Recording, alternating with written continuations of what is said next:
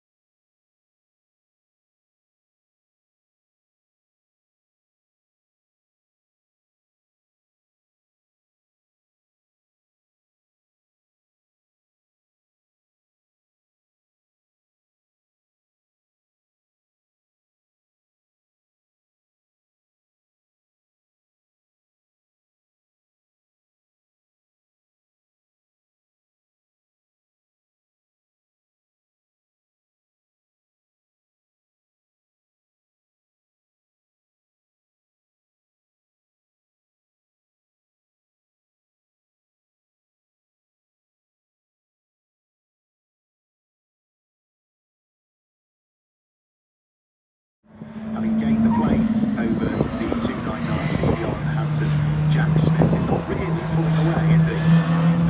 Saw some pictures the other day of the old TVR factory Blackpool about to be demolished. Rather sad. Very sad day indeed, yeah. So TVR, a wonderful car, and great to see it in its respective livery here with the Grand Tourer. The only car that runs with Class E here today for Classic K, but still, I'm sure both Jack and Steve will have a wonderful time out there in this 40-minute race as the battle for second place still continues. Ian Thompson is not letting that car of Rick Wilmot get away just yet. Of course, he can't do much about him as they work their way down that Hanger straight. If he can keep him in his eyesight, and with that pit window opens in just under a minute's time, if anything goes wrong for Wilmot, then I'm sure Ian Thompson will try and capitalise on that. And of course, with the second driver getting into that car, Luke Stevens, I'm not sure if there's any quicker than Ian, but I'm sure he'll give it a good go. I mean, Ian is not a slow driver, but Luke Stevens has been a catering champion in the UK in the past and does less racing now, but is indecently quick, Luke Stevens. But when you do, Ian Thompson is the main customer, as he's only just brought in because he's arguably slightly quicker than Ford. So we'll have to wait and see as to when they decide to pit in what will be a 15-minute window. That window is going to open in 5 seconds' time. So remember, it only opens after the first 10 minutes of the race. So anybody that hasn't quite completed the lap yet could die for the pit lane if they wanted to this time through, but I don't think they've got any takers just as yet. No, Jack Smith continues through then back to the back. He started to elongate that gap between the two cars as Ian Thompson throws himself now in towards the right-hander and onto the Hanger straight, and Ian Thompson will see if he dives for the pit lane after 10 minutes, which of course is opposite. The window is now open, or if he decides to stay out there and have a little bit more fun within the car, but as it stands, it is still second and third, separated by that second as the race leader turns his way through in towards the right-hander of Club Corner. He's going to encounter traffic already. He's going to come up against one of the MGBs, and I think that's Dave Brown's car, is it, that he's about to lap, and Andrew Robertson's latest Cortina is not that far on the road. So that's now 8 laps completed for Ben Smith. A very sizable lead of literally the whole of the Lewis Hamilton straight that he's got between himself and Rick Wilmot, who is finally, isn't he, escaping the grasp of Ian Thompson. Not for want of trying as far as Ian is concerned, but to try and finally edge out a little bit of a gap, and even there, as he comes around through Abbey, you can see how much his arms were twirling. It's great to see that shot, isn't it? Working inside the car. This is a fantastic corner as well, down through Chapel. It kind of just dips away through the right-hander. You can see the car just getting a little bit tail happy, but the 333 machine of Ben Sneak has worked his way safely through the traffic already, and he's having a glorious day out there at the minute in the sunshine at Silverstone on a Saturday, and he leads here by almost 15 seconds over Rick Wilmot as he turns his way down through Stowe towards going to be the 9th time box. Yeah, so we've still not had anybody head to the pits as yet. The only car that isn't circulating was Alex Williams, who we saw come off on the approach towards Abbey Corner. Other than that, it's been a reasonably troubled race for everybody so far. Now, what is the gap between Rick Wilmot and Ian Thompson? It's up to over 2 seconds now between the cars in second and third place. The Lotus Cortina of Ian Thompson having to give second best to the AC Cobra, neither of them to pit this time through. Again, snatch break, the unloaded wheels, he turns his way in towards the first aspect of Club Corner, the left-hand aspect, and then almost a double right-hander, isn't it? Other battles that we've got going on further back. We've still got Billy Nairn fighting away with 261 Graham Brown, who has now caught him, and then just off that, we've got another 15-minute coming in now. village. Cool car, that. Lotus Cortina coming into the pit lane now. Crew just checking. We have got another Cortina. Lotus Cortina. Work needs to be done Black car pit stop coming in. Another car coming into the pit lane for a driver change. back out. 2 cars coming into the pit lane. Cortina and an MG. Russell, we believe, was the starting driver.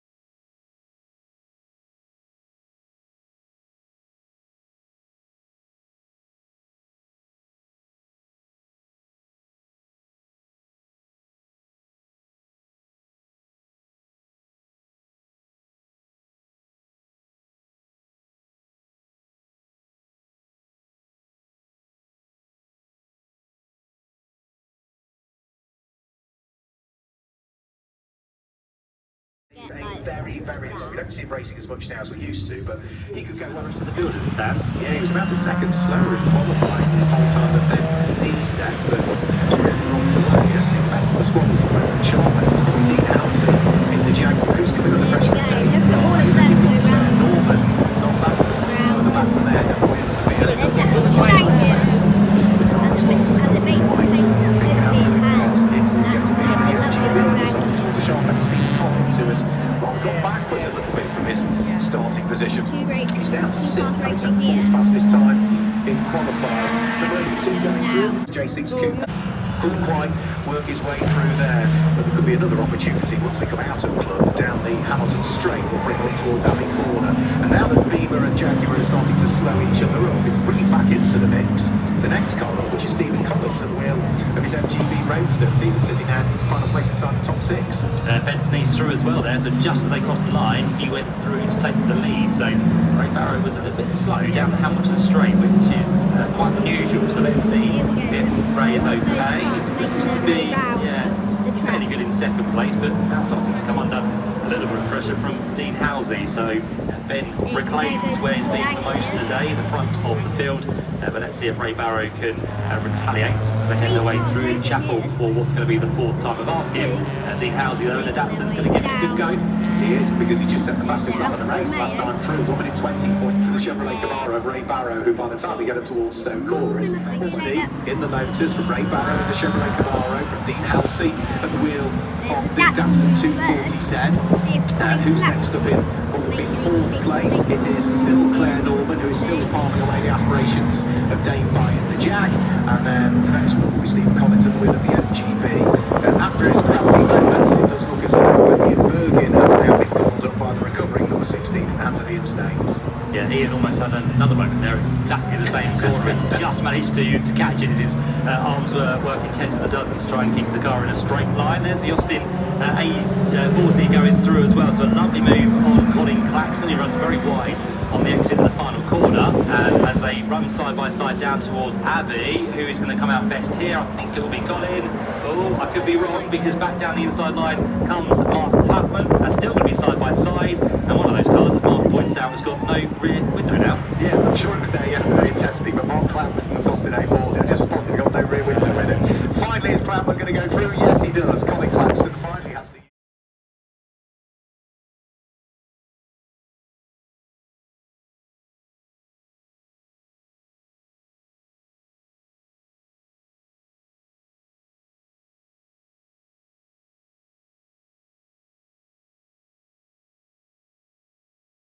My credentials shows Michael Reynolds, but the starting driver was down as Martin Reynolds for that one.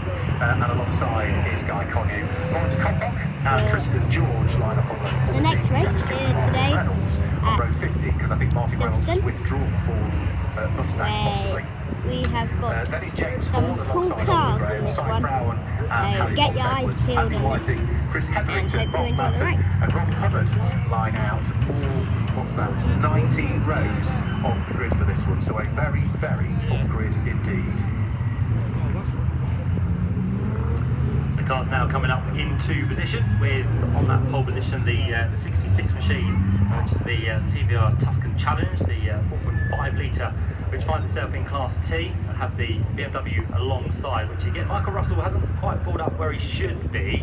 He's more of a disadvantage if he starts probably 4 foot back from where he is right now, but maybe the marshals, I think will usher him a little bit further forward. Got one of those marshals now just waving to Michael to get his attention, to get him to move forward, to make it a side-by-side row 1, which it now will be. So they are the first 2 cars on the grid, and you've then got Roger Through ahead of Roger Hamilton to pick up the position as they head through Stoke Corner. So Clinton Ewing starting to make some good progress as well. He's slightly well behind the hold positions, probably down to just outside of the top 10 at the moment, but Michael Russell, what a start from him. He leads the way from Roger Hamilton, who's back into second place, with jumping inside on the road to James Affleck to retake second. Now we'll start with Richard Hayes is out in 4th position from High Ford, really a bit of a spin flame at the side of the almost lost the engine by the looks of it coming through towards Club Corner, but a good start for him. There's the Mazda MX-5, which started a little bit lower down. That's Jack Stewart in the number 73 machine. Jaguar's running well, in fact all together there by the looks of it, as they work their way down in towards the first corner once again. Possibly, I think we've got some news from the pits, is that? On the place breaks could Roger Hamilton be that James Asflag has to give up the place once more. We've also got Louise Kennedy at the rear of the skyline having a brilliant battle with the all-red BMW, and that must be Clinton Ewing that sits behind. So it's what's break out for Club Corner, and Aston Blake at the rear of the Porsche right there. So it's way out to following through goes the Mustang, originator. Yeah, for a good start, that's starting to drop back in Richard, so that's fairly good news for him, unfortunately, so isn't too much of a problem. There's the number 26 machine going through shot as well, that's James Ford. I can see this car out as well within this race. Nice little battle he's having as well, and I think Mark might have picked out the 909 machine. Tuscan challenge to draw right onto the back of what's going to be Roger Hamilton in towards the right-hander of Stowe, so just wondering if there was a slight moment for the TVR, but back to pretty much where he was, and Michael Russell has pretty much disappeared. You cannot see a single flash of yellow anywhere within the shot, so he's still in the race, which I think he is. There's almost 8 seconds, if not more. Yeah, but only completing 3 laps, so really hasn't read the script, has he, Michael Russell? Run away into the distance. Let's just pencil 1 minute 15.336 is his best lap of the race. This is David of the Porsche 993 RSR, which bumbles across the gravel of the grass down chicane almost. He is able to recover when he joined the tarmac. Also got the recovery of Neil Chillistone's Porsche following it slid back through the Orleans, just getting the place over Martin Reynolds at the wheel of the Ford Mustang Mark 1 that time through. So that's put Neil Chillistone. He was in 28th position. It's been a bit of a yo-yo race, Matt, really. Lost 12 places on one lap. He's gained 5 back on that one. Well, he's heading in the right direction, isn't he? Which is always good. So uphill he goes to 23rd place. A bit of a moment there as well for the 121 machine. Chris Hetherington in the Subaru, so he's going to be outside of the top 30 now, that is absolutely for sure. Into the pits, we've got somebody coming, and that looks as though that's the Jaguar XJS of Guy Connew that's coming into the pits, so that's 4 minutes before the pit window opens, so that is very much an unscheduled pit stop. Yeah, it's another slow entrance into the pits as well there, so good news for Guy. It was Tim Moran who was going to get the second stint within that car, but might not now be the case, unfortunately, for that Jaguar. Here's the fight for second place by the looks of it. We've got about 5 cars all together, I think, by the looks of things as well. James Affleck has made his way to the front of it. Roger Hamilton is now going to get pipped a few places because Aston Blake goes round the outside. Of his course, we've got another Porsche also trying to get into the pits as well. Right, tries to fight his way through, but Roger Hamilton is not laying down without a fight, is he? Because he takes that place back straight away from Aston Blake in towards the right-hander. Martin Reynolds now into the pit lane after his moment on that lap over there at Village Corner. So a few falling by the wayside in the early stages.